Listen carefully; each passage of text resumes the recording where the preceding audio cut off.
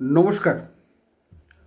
অনেকে জিজ্ঞেস করেছেন যে টিপছাপ থাম ইমপ্রেশন সেটা জেনুইন লোকের কিনা, বা তার জায়গায় অন্য কেউ থাম ইমপ্রেশন দিয়েছে কিনা মামলার কাগজে বা ডকুমেন্টসে বা প্লেন্টে বা রিটেন স্টেটমেন্টে বা বিভিন্ন জায়গায়, যেটা মামলার বিচার্য বিষয়, সেটা জাল কি জাল নয় সেটা কিভাবে বিচার করা যাবে, কিভাবে টেস্টিফাই করতে হবে। দেখুন, টিপছাপের ক্ষেত্রে যদি সেই ব্যক্তি জীবিত থাকেন তাহলে তার টিপছাপ নিয়ে সেটা সায়েন্টিফিক ইনভেস্টিগেশনে সিআইডি বা ফরেন্সিক ল্যাবে পাঠাতে হবে কোর্টের নির্দেশ অনুযায়ী। সেই মর্মে কোর্টে অ্যাপ্লিকেশন করতে অর্ডার 26 রুল 10 সিভিল প্রসিডিওর কোডের মাধ্যমে। কিন্তু যদি ওই ব্যক্তি জীবিত না থাকেন সেক্ষেত্রে কিন্তু খুব সমস্যা। তিনি টিপছাপ কোথায় কোথায় দিয়েছেন সেইটা জানতে হবে, এবং সেগুলো যদি কেউ আইডেন্টিফাই করে থাকে তাদেরকেও সাক্ষীতে আনতে হবে।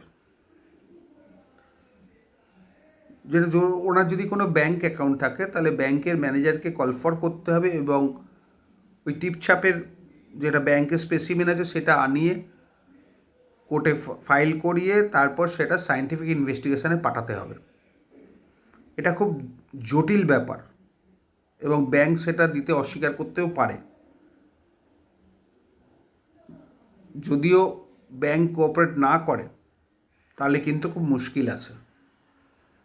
অথবা পার্টির কাছে এমন কোনো কাগজ আছে যাতে অলরেডি অরিজিনাল থাম ইমপ্রেশন দেওয়া আছে, কোনো বিশ্বস্ত কোনো কাগজ বা যেটা কোর্টের গ্রহণযোগ্য কোনো কাগজ, তাহলে সেই টিপছাপের সঙ্গে যে টিপছাপটা চ্যালেঞ্জ হচ্ছে সেই টিপছাপটাকে মেলানোর জন্যে সায়েন্টিফিক ইনভেস্টিগেশনে পাঠানো যেতে পারে।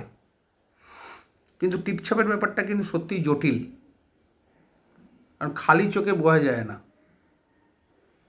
সই অনেক সময় খালি চোখে বোঝা যায় যে দুটো ডিফারেন্ট, কিন্তু টিপছাপের ক্ষেত্রে it's not so easy. Handwriting expert বা ফরেন্সিক এক্সপার্ট দ্বারাই একমাত্র সেটা বিচার করা যেতে পারে কোনটা জেনুইন কোনটা জেনুইন নয়। দুটো থাম ইমপ্রেশনই কোর্টের কাছে আসা দরকার, তবেই বিচারটা হবে, আদারওয়াইজ কিন্তু বিচারটা হবে না। এবার থাম ইমপ্রেশন ধরুন পেনের ওপর থাকতে পারে, গ্লাসের ওপর থাকতে পারে, বিভিন্ন জায়গায় থাকতে পারে, বিভিন্ন ডকুমেন্টসের ওপরে। সেই ডকুমেন্ট যদি কোনোভাবে প্রুভ হয়ে থাকে তাহলে সেই ডকুমেন্টসও আনা যেতে পারে। তবে থাম ইমপ্রেশন যদি সেই ব্যক্তি আগে কোনো মামলা ফাইল করা হতে পারে কোর্টের কোনো কাগজ, তাহলে সেই কাগজ কল ফর করিয়েও আনা যেতে পারে।